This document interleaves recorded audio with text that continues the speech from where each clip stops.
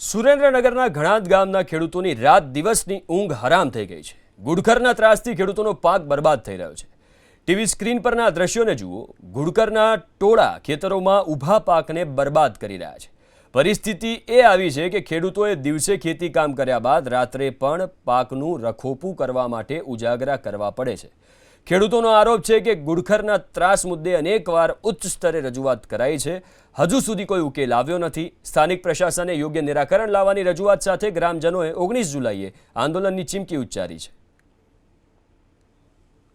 15/7ના દિવસે અમારે ખાતર માટેની મિટિંગ મળેલી, બધા ખેડૂતોને ભેગા કરવામાં આવેલા।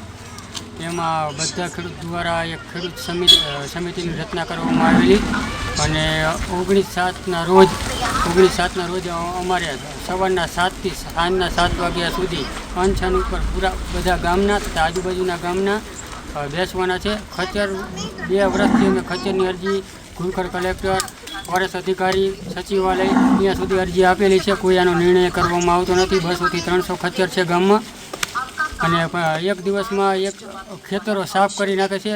તો અત્યારે આ જગતનો તાત્રી બહુ પરેશાન છે। તો આનો કંઈ નિર્ણય લેવામાં આવે, 7 વાગ્યા સુધીમાં નિર્ણય લેવામાં નહીં આવે તો આગળની રણનીતિ અમે 7 વાગ્યા પછી રણનીતિ આની આગળની કહીશું।